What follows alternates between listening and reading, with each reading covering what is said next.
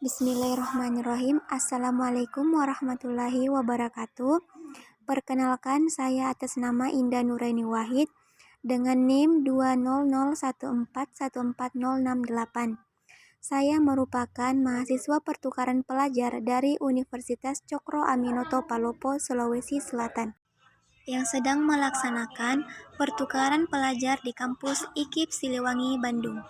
Adapun judul materi yang akan saya paparkan dalam video kali ini yaitu rancangan pengembangan nilai-nilai anak usia dini.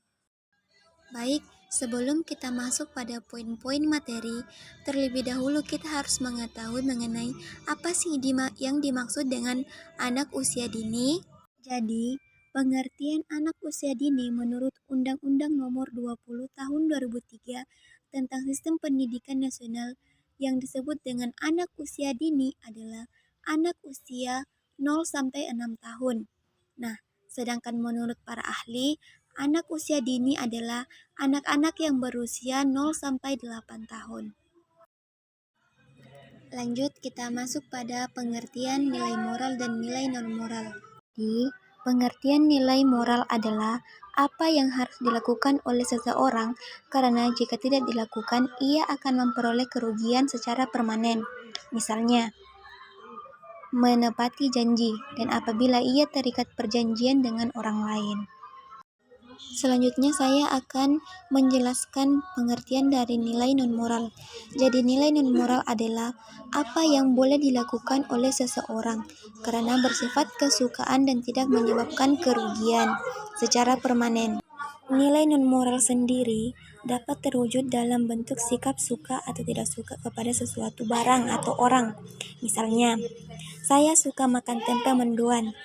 Jika saya tidak memakannya dalam sehari, tidak akan menyebabkan saya mati kelaparan. Selanjutnya, saya akan menjelaskan mengenai komponen permasalahan apa saja yang menjadi penghambat dalam pengembangan nilai-nilai anak usia dini.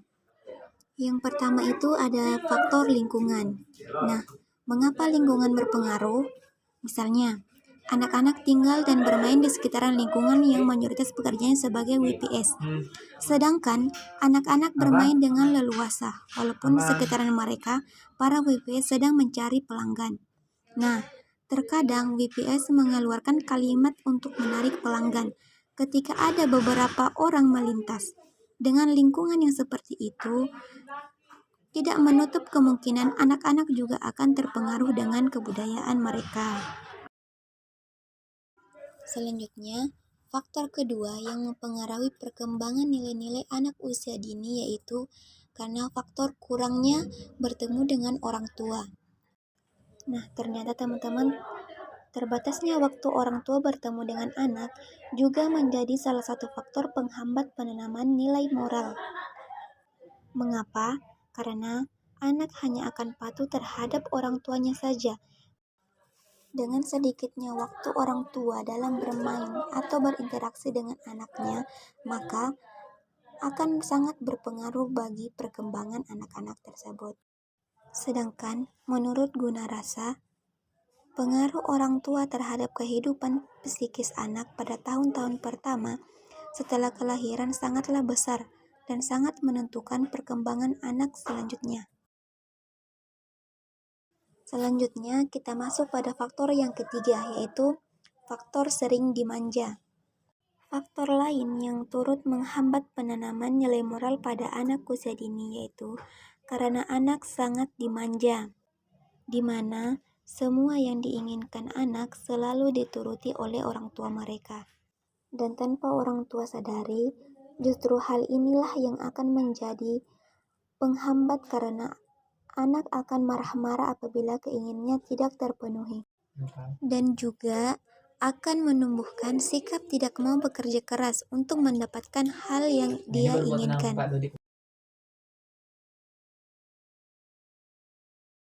Selanjutnya kita masuk pada faktor yang terakhir yaitu faktor orang tua jarang memberi contoh kepada anak.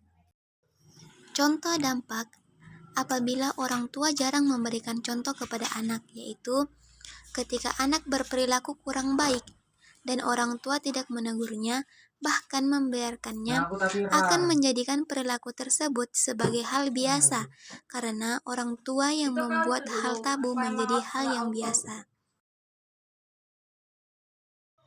Nah, itulah tadi beberapa faktor yang berpengaruh terhadap perkembangan nilai-nilai anak usia dini.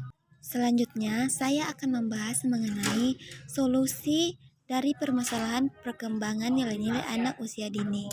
Yang pertama itu adalah faktor lingkungan. Lingkungan memiliki bagian sendiri dalam membentuk karakter dan merupakan tempat belajar bagi anak. Adanya lingkungan yang dapat menghambat penanaman nilai moral, bahkan dapat memberikan pengaruh negatif kepada anak, baik itu dari perkataan, sikap, maupun cara berpakaian, menunjukkan bahwa lingkungan tersebut kurang baik bagi anak. Jadi, solusinya yaitu kita sebagai pendidik maupun warga yang ada di sekitar harus menanamkan sikap dan perilaku yang baik, sehingga anak-anak dapat mencontoh perilaku yang baik dari lingkungan sekitar. Selanjutnya kita masuk pada solusi yang kedua, yaitu faktor jarangnya bertemu orang tua. Sedikit catatan untuk para orang tua yang di luar sana, bahwa sesibuk-sibuk apapun Anda harus dapat menemukan waktu anak Anda minimal 3 detik, apakah di pagi hari, atau sebelum dan setelah pulang kerja, atau berpelukan sebelum anak tidur, sering bertemu atau berkumpul dengan keluarga, kemudian dan juga sering mengajak anak berbicara adalah salah satu cara agar anak-anak tidak merasa kesepian dan tidak merasa kurangnya kasih sayang dari orang tua. Materi selanjutnya yaitu solusi untuk permasalahan anak yang sering dimanja. Solusi yang pertama yaitu orang tua harus bisa memahami perkembangan emosi anak, karena setiap anak memiliki caranya sendiri untuk tumbuh dan berkembang. Jadi, sebagai orang tua, bunda dan ayah harus siap mendampingi dan mengarahkan anak untuk menjadi yang terbaik versi dirinya tanpa memaksa atau menetapkan goals. Terus yang kedua yaitu sikap orang tua harus konsisten. Konsisten yang bagaimana? Yaitu sikap orang tua yang tegas diperlukan dalam mengatasi anak yang sedang merengek tersebut. Sebab, jika tidak diawasi dan diarahkan, perilaku ini akan menuju ke arah sikap manja. Dan anak pun akan menjadikan ini sebagai tameng agar semua keinginannya terpenuhi. Terus, yang ketiga yaitu memberikan penjelasan yang sederhana. Contohnya bagaimana? Sebagai contoh, ketika anak menginginkan makanan cepat saji, padahal sebelumnya anak tersebut sudah makan.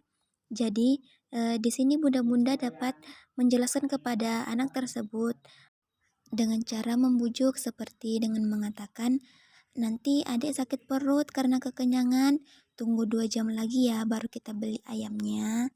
Kurang lebih seperti itu. Kemudian solusi yang keempat yaitu libatkan dalam kegiatan sosial.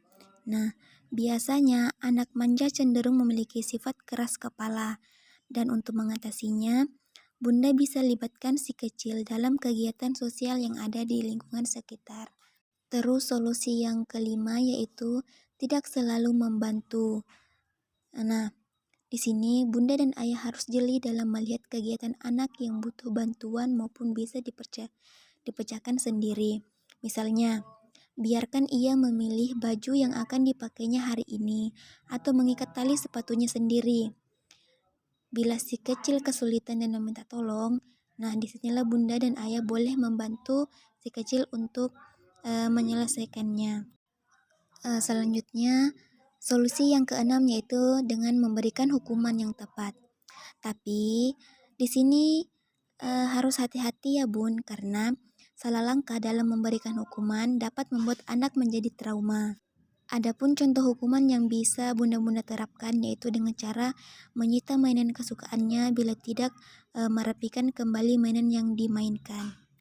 Terus solusi yang terakhir yaitu orang tua harus memberikan contoh yang mana yang baik dan yang mana yang buruk. Selanjutnya, untuk solusi permasalahan yang terakhir yaitu faktor orang tua yang jarang memberikan contoh. Dalam hal ini, peran orang tua sangat dibutuhkan sekali dalam memberikan contoh yang baik kepada anak. Karena sebagaimana yang kita tahu, anak akan lebih banyak mencontoh dari kedua orang tuanya. Adapun contoh kecil yang dapat orang tua terapkan untuk anaknya yaitu mulai dari mengajarkan berdoa sesudah melaksanakan sesuatu dan sebelum melaksanakan sesuatu, kemudian mengajaknya untuk sholat berjamaah, kemudian melakukan hal-hal kecil yang dapat anak tersebut lakukan. Berikut beberapa teknik atau trik yang dapat bunda-bunda lakukan dalam mengatasi permasalahan pengembangan nilai-nilai anak usia dini.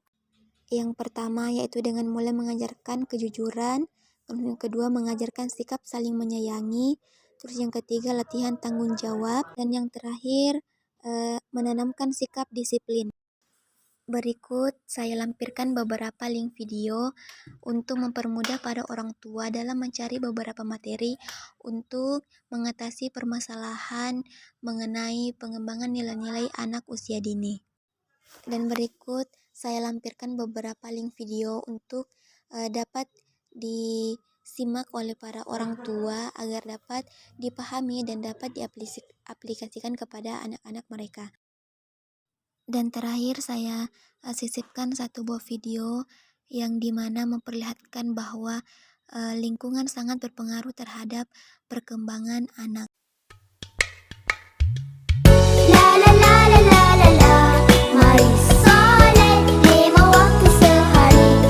Semalam subuh, zuhur dan asar, maghrib juga isya. 1, 2, 3 mari soleh. Kalau kau tak nadi.